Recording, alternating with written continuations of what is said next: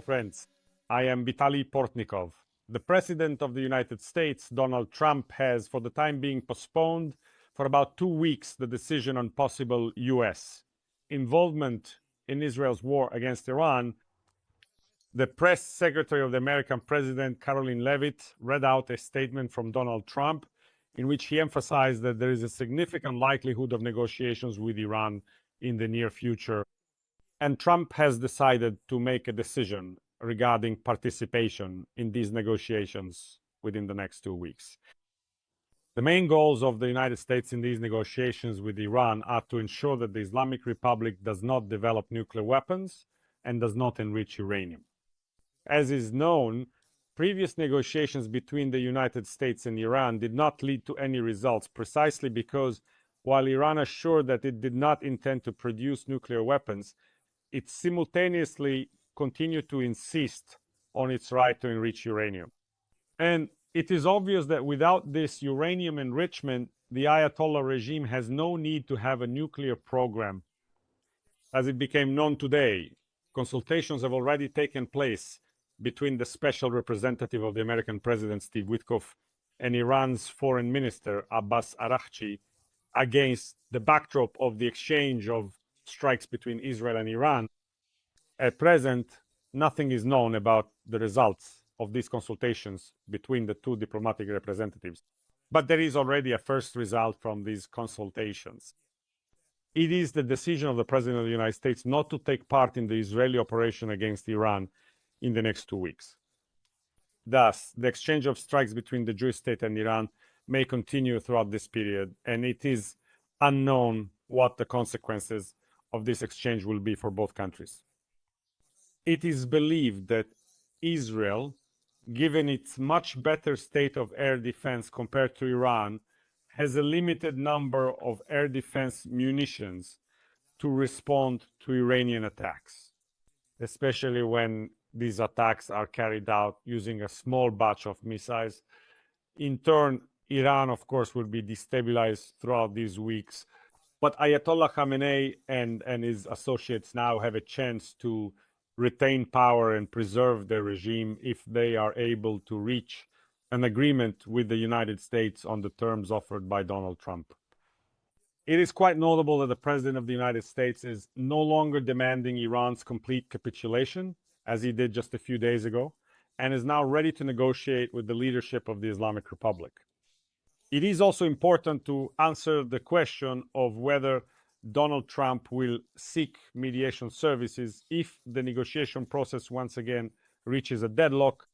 As is known, the president of the Russian Federation, Putin, has repeatedly offered his services to Donald Trump. The last time he did this was at his latest late-night press conference during the St. Petersburg International Economic Forum.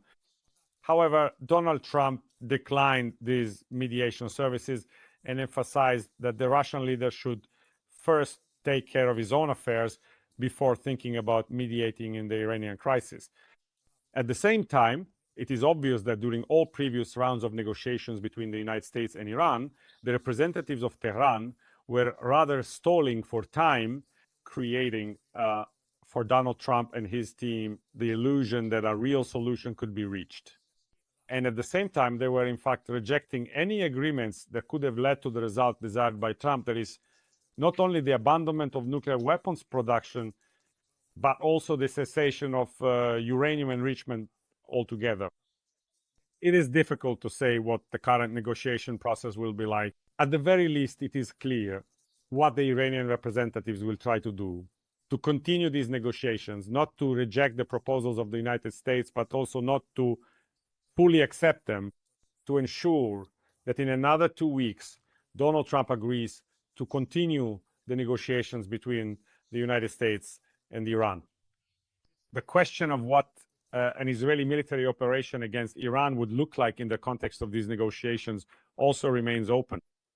It can be said that Trump is now trying to follow Putin's playbook. Putin wants negotiations with Ukraine while continuing military actions against our country, bombing civilian Ukrainian neighborhoods, killing Ukrainian citizens during missile strikes on our state and drone raids, as well as advancing his troops across Ukrainian territory, hoping that sooner or later this will lead to Ukraine's capitulation on the Russian terms.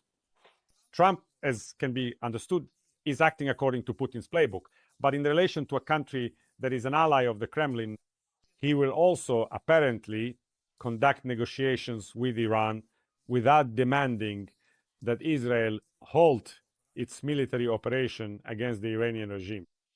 And as we can see, during this operation, quite a few high-ranking military and political leaders of the regime have already been killed, as well as individuals directly involved in the production of the atomic bomb. It is quite obvious that if Israel's operation against Iran continues for these 2 weeks, new members of the Iranian establishment, military leadership, as well as individuals involved in Iran's nuclear project may be affected. And even without destroying all of Iran's nuclear facilities, Israel has a chance to create serious personnel problems for Tehran. At the same time, let us not forget that in reality, the nuclear project of the Islamic Republic cannot be destroyed solely by Israeli efforts. Without an American strike on the facility in Fordo, Iran will retain the capability to produce nuclear bombs and enrich uranium, even if Tehran agrees to Trump's conditions. And here, a rather important question remains: what if, hypothetically, Ayatollah Khamenei agrees to the American leader's proposal not to enrich uranium? How will compliance with these commitments by Iran be monitored? Is it possible that the Islamic Republic could soon build a new facility where, outside of all its agreements, it would be able to develop nuclear weapons? Moreover, could this nuclear weapon be transferred to the Islamic Republic by the Russian Federation, which would thus be able to pose yet another challenge to the foreign policy of the United States? And what will Washington do if it has to confront Iran as a fully fledged nuclear state ready to launch nuclear strikes both on the territory of Israel and on the territory of the United States of America?